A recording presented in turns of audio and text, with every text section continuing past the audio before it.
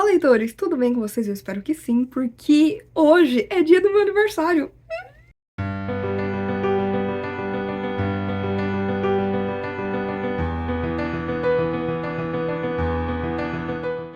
Pois é, gente, se você tá assistindo esse vídeo no dia em que ele está saindo, que é dia 26 de novembro, hoje é meu aniversário, então, lógico que eu tinha que fazer um vídeo mais especial, portanto, eu decidi perguntar pra vocês lá no Instagram quais eram as dúvidas de vocês e selecionei aqui algumas pra responder. Então, vamos lá!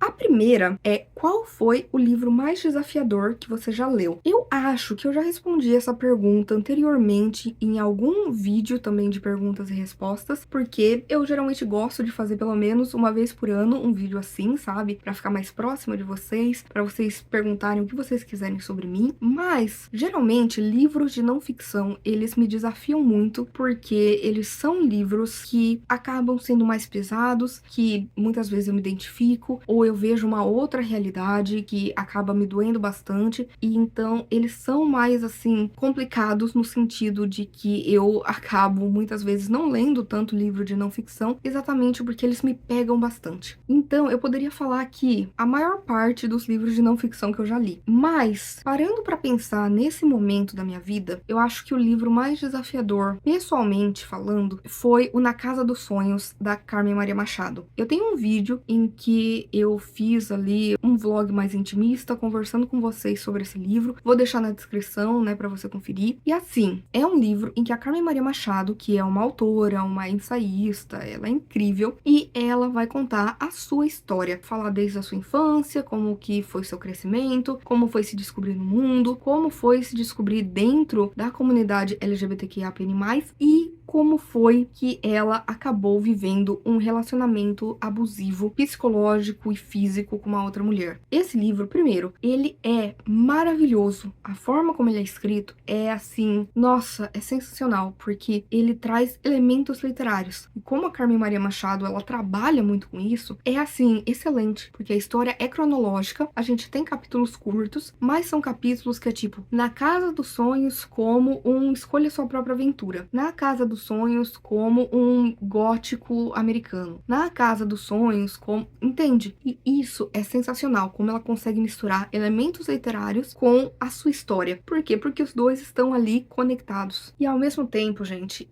foi desafiador, porque ele tem muitos gatilhos. Eu entrei nele sem pretensão nenhuma. Eu não conhecia a Carmen Maria Machado, sabe? Eu não sabia nada. Eu uma vez vi esse livro na livraria, achei interessante a capa, gostei do título, e aí um dia eu falei, lerei. E, gente, eu não estava esperando me identificar com essa história. E essa história me fez perceber que eu mesma estive em um relacionamento abusivo com uma outra garota. E foi muito difícil aceitar isso. Esse foi um livro que ele abriu muitas feridas que eu nem sabia que eu tinha, e ele também fechou muitas delas. É terrível que a Carmen tenha passado por tudo isso, sabe? Porque ninguém merece ter um relacionamento abusivo, seja ele físico, psicológico ou qualquer coisa. Mas, ao mesmo tempo, eu sou muito grata que ela tenha resolvido colocar essa história no papel, porque acabou tendo um impacto gigantesco em mim. Fez com que eu descobrisse mais sobre mim mesma, sobre a minha história, e que eu pudesse entender também muita coisa que aconteceu comigo e explodiu minha cabeça, mas ao mesmo tempo, assim, foi uma das leituras mais desafiadoras que eu já li, com certeza.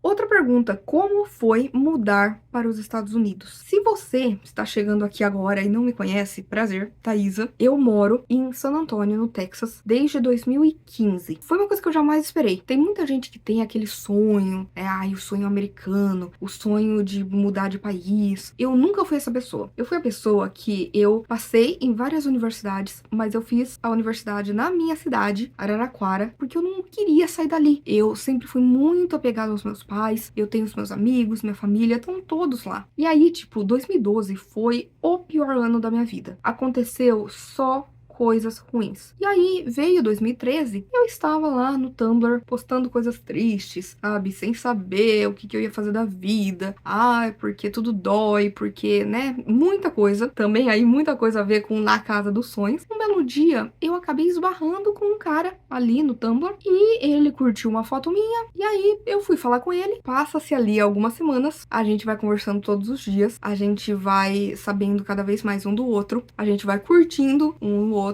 a gente vai ali se apaixonando, ele me pede em namoro, eu aceito, a gente vai o tempo inteiro conversando no telefone, webcam e tudo mais. Meio do ano, ele vai para o Brasil, a gente se conhece, aí ele acaba me pedindo em casamento e depois, no final do ano, eu venho pra cá pra conhecer ali a família, os amigos dele e tudo mais, né? Como aconteceu quando ele foi pra Araraquara. E então, de repente, a gente resolveu se casar. Pois é, quando a gente completou um ano juntos, a gente se casou. Desde então, nós estamos juntos. Já faz aí 10 anos, a gente tá junto há uma década. Isso é muito louco de pensar, porque ao mesmo tempo que parece que é muito tempo, parece que foi ontem, então é muito louco a nossa percepção de tempo, né? E aí ele foi morar comigo em Araraquara em 2014, e aí a gente ficou pensando, né, se ia ficar lá, se ia vir pra cá, como é que ia ser. Ele tinha muito da vida dele aqui, a minha vida tava lá, e isso é muito confuso, isso é muito complicado, né, até porque depois que a gente casou, a gente ficou um tempo separado, sabe, ele aqui, eu lá, porque eu tinha que finalizar a faculdade, esse tipo de coisa, e aí, pesando prós e contras, a gente achou que era melhor vir pra cá. E foi, assim, um caos, questão burocrática, né, green card, é sempre uma coisa que leva tempo, leva dinheiro, dá muita dor de cabeça. Só que acabou que, né, eu acabei vindo pra cá. Foi estranho no começo, que ao mesmo tempo que tudo é muito novo e você vai conhecendo a cultura, porque sim, existem diferenças culturais que a gente acha que não é tanto, mas tem uma boa diferença cultural e tudo assim é uma novidade, ir nos lugares e ver tudo e tal, mas ao mesmo tempo vem junto, né, essa tristeza, essa melancolia de você ter deixado as pessoas que você ama em outro lugar, sabe, de você sentir saudade. Faz parte. Saudade, eu acho que é a prova do quanto a gente ama as pessoas. E eu acho que você amar alguém vai muito além de você estar ali perto ou não. Então, foi estranho me mudar. Não foi fácil. Não foi fácil me adaptar, principalmente porque eu ficava muito em casa, eu tentava arranjar emprego, eu tentei arranjar emprego por um ano, mandando currículo assim desesperada e nunca consegui. Muito porque, ai, eu não tinha um certificado, um diploma de uma universidade americana. Então, ai, não é bom o suficiente. Tudo bem que eu fiz letras em inglês e português, mas assim, não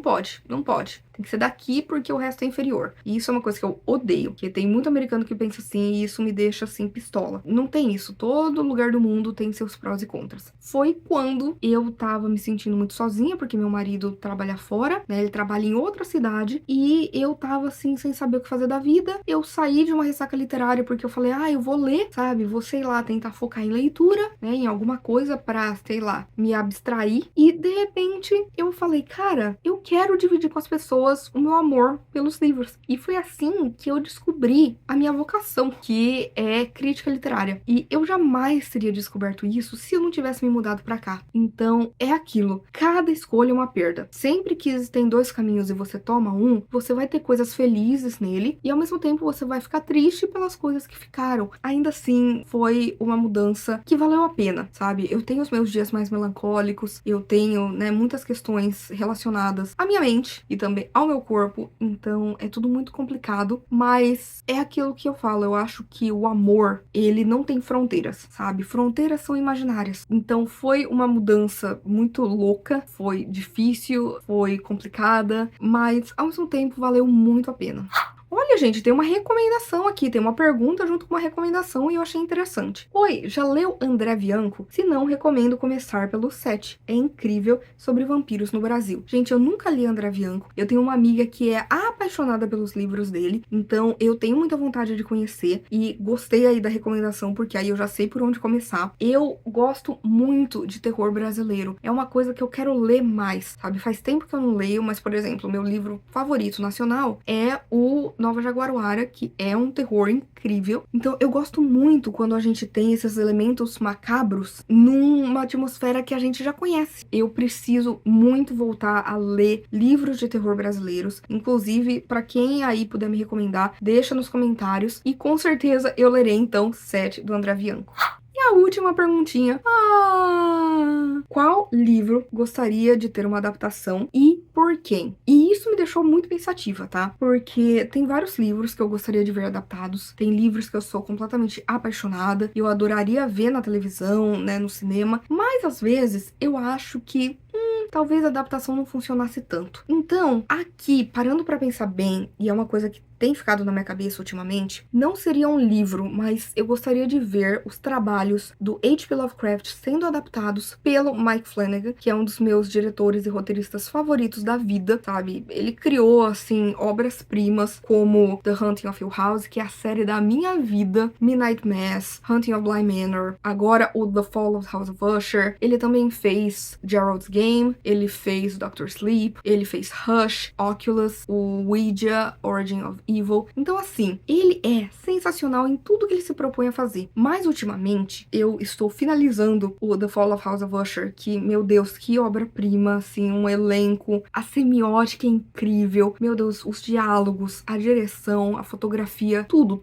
é perfeito. Tudo é perfeito. E, gente, eu fiquei pensando porque The Fall of House of Usher é uma adaptação dos trabalhos do Edgar Allan Poe. E eu amo, né, porque Edgar Allan Poe fez parte do meu TCC, da minha pesquisa da faculdade. Então, eu assisto, assim, tudo muito louca. Tanto que eu tô assistindo, assim, aos poucos, porque é muita informação pra minha cabeça, sabe? E eu fico surtando tantas referências, assim, nos episódios. E aí, ele tá adaptando tão bem que eu fiquei pensando, cara, imagina esse cara adaptando histórias do H.P. Lovecraft. Principalmente, assim, histórias não só como o Chamado de Cthulhu, Dagon, né, que tem essas criaturas e tal, mas histórias que vão muito mais pra dentro, como, por exemplo, o The Outsider, que é uma história muito profunda, sabe? O próprio Lovecraft, ele era muito influenciado pelo Poe, sabe? Então falava muito dessa coisa, da pequenez humana, de como a gente é insignificante quando comparado a tudo que existe no mundo. Eu acho que isso combina muito também com a escrita do Mike Flanagan, sabe? Os roteiros dele, que vão falar muito sobre a nossa introspecção, sobre a nossa questão mais humana, sobre o que tá dentro da gente. E ele também, aqui em The Fall of House of Usher, ele mostrou muito do gore, da coisa bizarra, do que vai muito mais além, sabe? Que você não sabe explicar. Então, eu acho que se juntasse as histórias do H.P. Lovecraft com a mente genial do Mike Flanagan, daria muito, muito certo.